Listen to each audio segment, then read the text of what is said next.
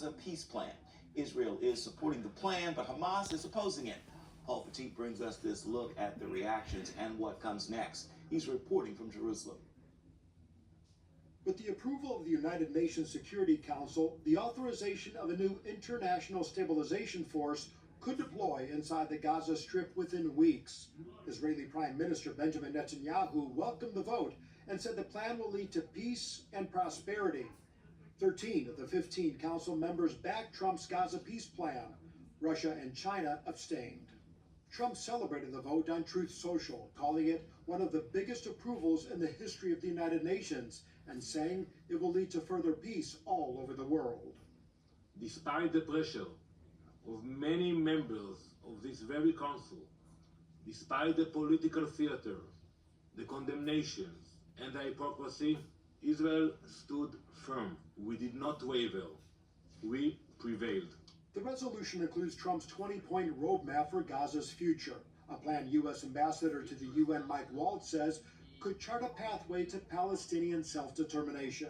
The Palestinian Authority welcomed the UN decision, but Hamas slammed it, calling it an attempt to oppose international trusteeship on Gaza and using force to disarm what it calls the resistance.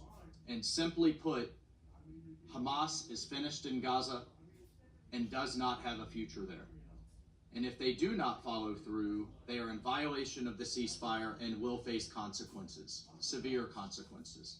President Trump is also strengthening security ties with Saudi Arabia, announcing he's prepared to approve the sale of F-35 fighter jets to the kingdom, a first in the region outside Israel. Israel has not opposed the sale, but wants a key condition attached, aimed at normalizing relations between the two countries. My view is that we should not provide America's most advanced aircraft, a fighter jet, to a country that refuses to recognize our best and most reliable ally in the Middle East, and that is Israel. Today, President Trump welcomed Saudi Arabia's Crown Prince Mohammed bin Salman to the White House. Paul Petit, CBN News, Jerusalem. And our CBN News saying that Trump and Bibi have agreed on a two-state solution. And that was one of the things from the Abraham Accords. And they were saying how they were wanting to make a two-state solution. They were agreeing upon it.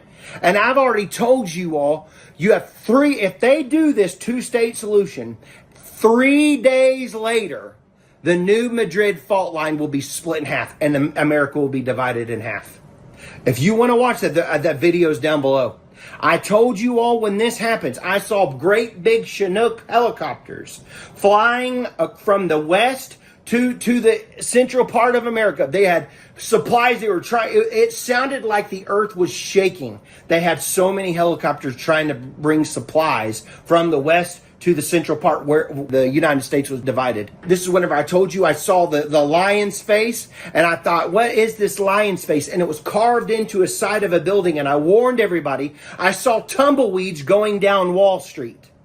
I saw tumbleweeds going down Wall Street, and I saw a side of the building, and I saw the lion, and the Lord spoke to me. He said, look at the lion on the side of the building, but I didn't know what building it was, but it is the New York Stock Exchange. That's what this building is, and the Lord warned me about it. And he told me, if you divide Jerusalem, if they do a two-state solution and they do this, I'm going to divide America. And I saw it split down the middle. I saw all the bridges that were going from west to east that were completely destroyed on the Mississippi River. I saw it was the most devastating. And I saw from Texarkana to Tulsa, Oklahoma, I saw over 1,800 people die. And the massive building that's at ORU was split down the middle. The big skyscraper looking, that big hospital looking building was split. That was split down the middle when this earthquake takes place. I saw it completely. Half of the building was broke off at the top and it broke down and all that was laying on the ground. And I remember it was on fire. And then I saw all the houses that were built on cinder blocks were completely leveled. Houses that were on a foundation were better, but the people who had houses on cinder blocks, they completely were gone. And I saw the new Madrid. There was thousands of people that passed away from this event that takes place.